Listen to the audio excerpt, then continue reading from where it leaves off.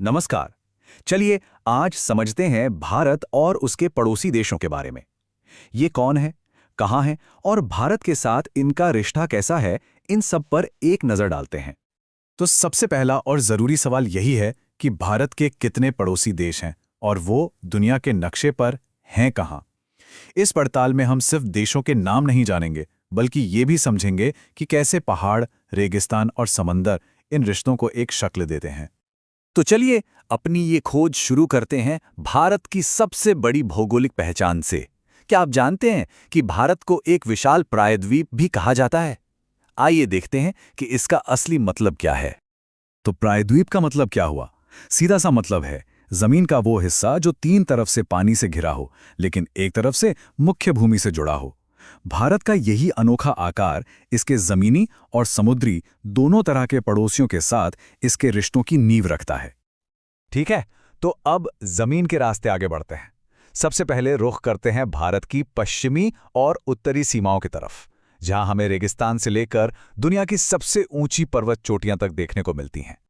भारत के पश्चिम और उत्तर में कुल 5 देश हैं जिनसे हमारी जमीनी सीमाएं मिलती हैं। ये हैं पाकिस्तान, अफगानिस्तान, चीन, नेपाल और भूटान। और सबसे दिलचस्प बात क्या है पता है? इन सीमाओं का भूगोल मतलब जमीन की बनावट कितनी अलग है। एक तरफ पाकिस्तान के साथ रेगिस्तान और सपाट मैदान है, तो दूसरी तरफ चीन, नेपाल और भूटान के साथ हिमालय खड़ा है। दुनिया की सबसे ऊंची पर्वत श्रृंखला, जो एक तरह से कुदरती दीवार का काम करती है। चलिए अब पश्चिम से पूर्व की तरफ चलते हैं। यहां का नजारा बिल्कुल बदल जाता है। ऊंचे ऊंचे पहाड़ों की जगह अब घने जंगल और बड़ी बड़ी नदियां ले लेती हैं। यहाँ भारत 2 देशों के साथ अपनी सीमा साझा करता है, म्यांमार और बांग्लादेश। और इन दोनों ही इलाकों की पहचान है घने जंगल, पहाड़ियां और हाँ, दुनिया के कुछ सबसे बड़े नदी डेल्टा। तो ये जो नदियां और जंगल है ना, ये सिर्फ लकीरें नहीं खींचते देशों के बीच। ये तो यहाँ रहने वाले लोगों की जिंदगी, उनकी संस्कृति और उनके व्यापार को आपस में जोड़ते भी हैं। तो जमीन का सफर तो हो गया पूरा। अब चलिए दक्षिण की ओर बढ़ते हैं और हिंद महासागर की लहरों पर चलते हैं, जहां भारत के समुद्री पड़ोसी इंतजार कर रहे हैं। समंदर में हमें 2 बेहद खूबसूरत द्वीपीय देश मिलते हैं। एक है दक्षिण में श्रीलंका और दूसरा है दक्षिण पश्चिम में मालदीव। और ये हमें एक बहुत ज़रूरी बात याद दिलाता है कि पड़ोस का मतलब सिर्फ ज़मीन से जुड़ी सीमाएं नहीं होती। समंदर भी देशों को जोड़ता है और उनके रिश्तों को एक नई पहचान देता है। अच्छा, तो इस पूरे सफर के बाद अब सारी जानकारी को एक साथ रखकर देखते हैं कि पूरी तस्वीर कैसी दिखती है। तो कुल मिलाकर भारत के कितने पड़ोसी हुए? 9। जी हाँ, पूरे 9 पड़ोसी देश हैं, जिनमें से 7 जमीन से जुड़े हैं और 2 समुद्र के रास्ते।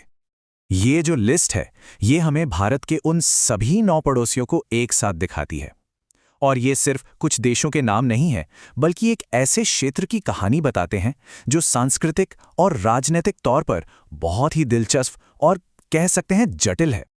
तो ये समझना बहुत ज़रूरी है कि ये जो पहाड़, नदियाँ और समंदर हैं, ये सिर्फ भूगोल का हिस्सा नहीं है। ये करोड़ों लोगों की जिंदगी का हिस्सा है।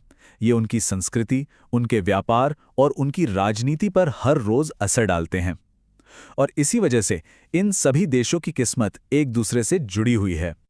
तो आखिर में एक सवाल जरूर उठता है कि आने वाले वक्त में ये भूगोल इस पूरे क्षेत्र की किस्मत को कैसे बदलेगा? क्या ये साझा सीमाएं देशों को और करीब लाएंगी या फिर दूरियों की वजह बनेंगी? खैर, इसका जवाब तो हमें आने वाला वक्त ही देगा।